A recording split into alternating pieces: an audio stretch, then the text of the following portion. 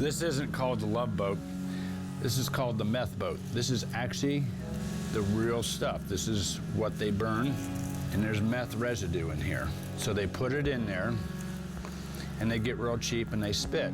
And then they start burning it with a lighter, and you can see the bottom of it. You know, you can use that for roach clips. That's like the biggest switchblade I've ever seen. Those are your meth tools.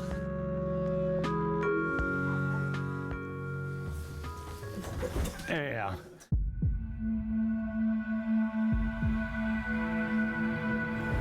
We're headed to Kokomo, Indiana to go to a meth house. It was, well, a former meth house that has been busted and now needs to be cleaned.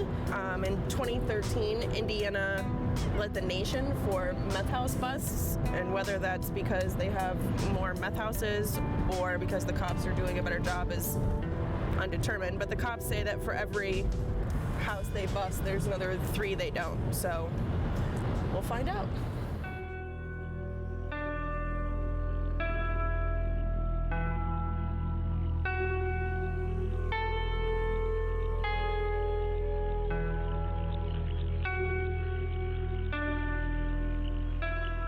When a bust happens, then the first thing, the police notify the local health department in that county. So that county health department shuts the house down and forces that property owner, if you want your house back, then you have to either test it and prove that it's clean, and if it's not, then you got to decontaminate it. Of all the services we do, meth is the biggest thing that our company does. I never dreamed that it would be. That this would be it. We have to wear masks, gloves, and booties because the meth residue is toxic. If standing in the room for a while could hurt you, imagine what an addict's body goes through every day. Going into a meth home.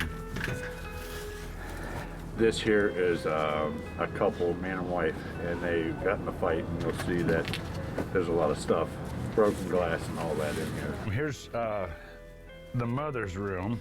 This is where she stayed when they're on meth. They're paranoid, so they'll have knives. Here we got a gun case with no gun. If you look in that drawer, you got the sex stuff. Is that an ultrasound? Yeah, is that an ultrasound? Next to the... Yes, that is. Next to this. Oh my goodness. It's like a giant onesie.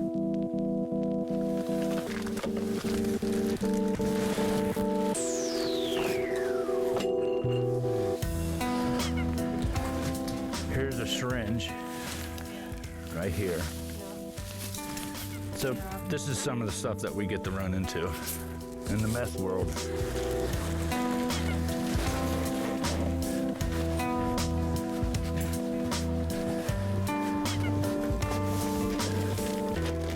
Here we go, search warrant. Actual ammo. The ammo for the rifle that's missing.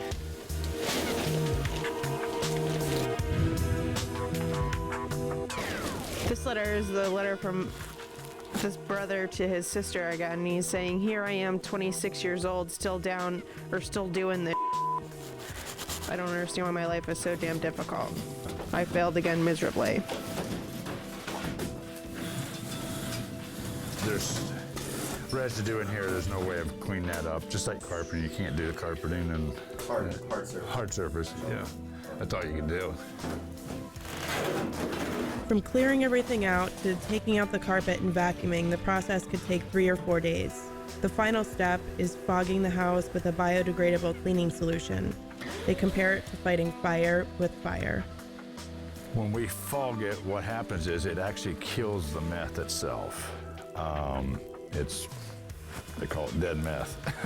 So it actually gets rid of the meth itself. Whether it was like a landlord, maybe their tenants did the meth, and so they're left holding the bags. Some of them are fortunate enough to have insurance pay for it, but a lot of them aren't. We might deal with banks, foreclosures, because if the property owner did it and they're sitting in jail, then, that mortgage company still has that loan that's owed on the house. And the reality is, the story of this house isn't over. After it's fully cleaned, another family will live here. thought it would be like? I mean, I don't know what I thought it would be like, but you know, this is a lot more real. There's kids here, and there's razor blades and needles and all kinds of stuff around here. I mean, these people's lives are ruined. So it's kind of sobering.